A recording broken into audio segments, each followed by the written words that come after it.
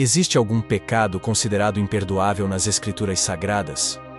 Na Bíblia, nos deparamos com a menção de um pecado que não encontra perdão. Esse conceito emerge dos evangelhos sinópticos, que são os textos encontrados em Mateus, Marcos e Lucas, ganhando destaque no impactante capítulo 12 do Evangelho de Mateus. Esta passagem revela um pecado para o qual não há absolvição, nem nesta existência, nem na vindoura. A própria Escritura declara que nem adianta orar a Deus pela conversão das pessoas que o cometeram. Dessa forma, existe um constante temor de tê-lo cometido que aflige muitas almas, criando um fardo emocional significativo. Observa-se que muitas pessoas não compreendem plenamente a natureza desse pecado imperdoável. Para esclarecer, não se trata de idolatria, assassinato, perversão, adultério ou algo similar. O pecado imperdoável transcende essas categorias, sendo notavelmente mais complexo. Antes de continuarmos, se inscreva no nosso canal para nos ajudar a continuar criando conteúdo que possa impactar a vida de muitas pessoas. Muito bem, para entendermos melhor o contexto onde as Escrituras relatam o cometimento desse pecado, ou seja, o trecho em Mateus 12, versículo 22 a 24, tudo acontece quando Jesus realiza uma cura em um homem possuído por demônios, cego e mudo, deixando as multidões perplexas e instigando a indagação sobre se ele seria o filho de Davi. Quando os fariseus ouviram isso, atribuíram erroneamente as obras de Jesus a Beelzebu, o governante dos demônios.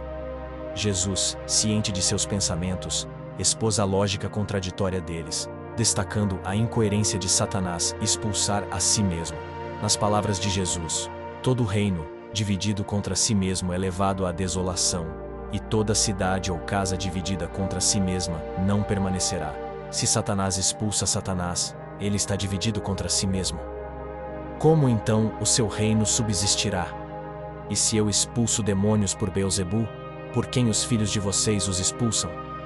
Portanto, eles mesmos serão seus juízes.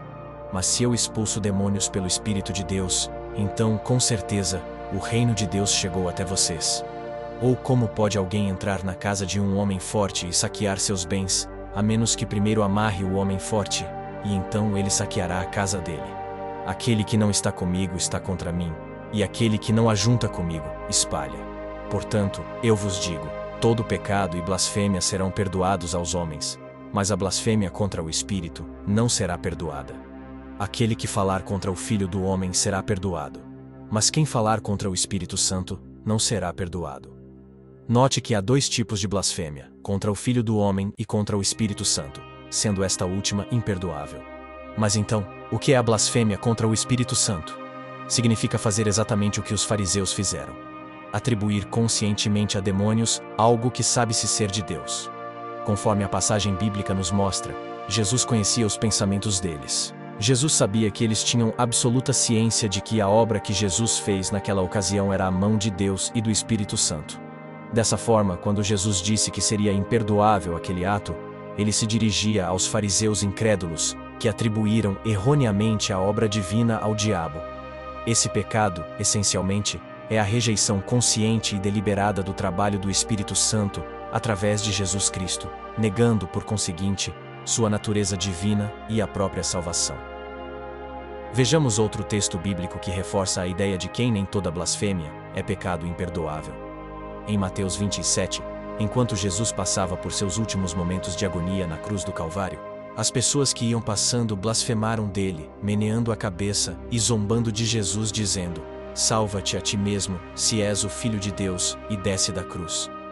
Mesmo diante dessas palavras árduas e duras de ouvir diante do seu mais profundo sofrimento, Jesus disse: "Pai, perdoa-os, pois eles não sabem o que fazem." A graça do Senhor os alcançou, e Jesus orou pelo perdão deles. Tenha certeza de que Deus escaneia os nossos corações e conhece nossos pensamentos. Dessa forma, nos oferece misericórdia diante da nossa ignorância. Porém, aquele que conhece a Deus e suas obras, e ainda assim totalmente ciente de seus pecados, nomeia a obra do divino como obra de Satanás, se assemelha aos fariseus e comete o pecado para a morte, cujo perdão não existe mais. Mesmo diante dessas palavras árduas e duras de ouvir diante do seu mais profundo sofrimento, Jesus pediu a Deus que os perdoassem, pois eles não sabiam o que estavam fazendo. A graça do Senhor os alcançou e Jesus orou pelo perdão deles. Tenha certeza de que Deus escaneia os nossos corações e conhece nossos pensamentos. Dessa forma, nos oferece misericórdia diante da nossa ignorância. Porém, aquele que conhece a Deus e suas obras, e ainda assim totalmente ciente de seus pecados, nomeia a obra do divino como obra de Satanás, se assemelha aos fariseus e comete o pecado para a morte, cujo perdão não existe mais. Então, meus queridos irmãos, se algum momento de sua vida você zombou da fé cristã e das coisas de Deus, mas depois se converteu, não viva com o fardo do medo de ter perdido sua salvação. Somos como Pedro que caiu em si, nossa consciência que estava morta foi despertada, e você começou a entender que aquela atitude que você tinha no passado foi sim pecado, como aquelas pessoas que estavam na cruz, mas você não tinha consciência disso por conta do seu próprio coração endurecido. Por isso, assim como houve perdão para Pedro e para as pessoas que zombaram de Jesus, há perdão para você também. A vida eterna é o presente que recebemos no momento da conversão. Ela é automática. Uma vez que reconheço o meu estado de pecador e que Jesus Cristo é o Filho de Deus, o Salvador do mundo, e o aceito como meu Salvador, já tenho a salvação garantida. A fé em Jesus é base para a certeza da salvação. O Espírito Santo também confirma a certeza da salvação. Em 2 Coríntios capítulo 1, versículo 22, Paulo afirma que Deus nos selou com o seu Espírito, ou seja, somos sua propriedade exclusiva. Uma vez que somos selados, pertencemos a Ele, e ninguém pode nos tirar da sua posse. É vital notar que um cristão nascido de novo não pode cometer esse pecado, pois reconhece a obra redentora de Cristo e sua divindade. Portanto, não há motivo para que os crentes vivam apreensivos quanto a esse pecado específico. Não deixe que o receio de um pecado imperdoável assombre sua fé.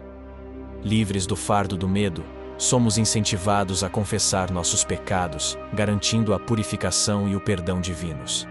Não vivamos no passado, pois Deus nos perdoou integralmente. Como cristãos, nossa identidade está fundamentada na redenção divina, não nas falhas do passado.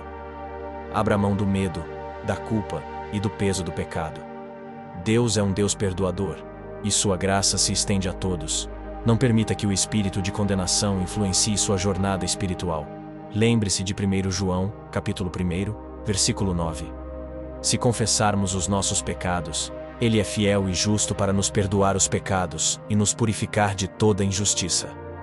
É compreensível que, em outros aspectos da vida, familiares e amigos possam reter o passado, mas louvado seja Deus, pois em sua misericórdia, somos perdoados.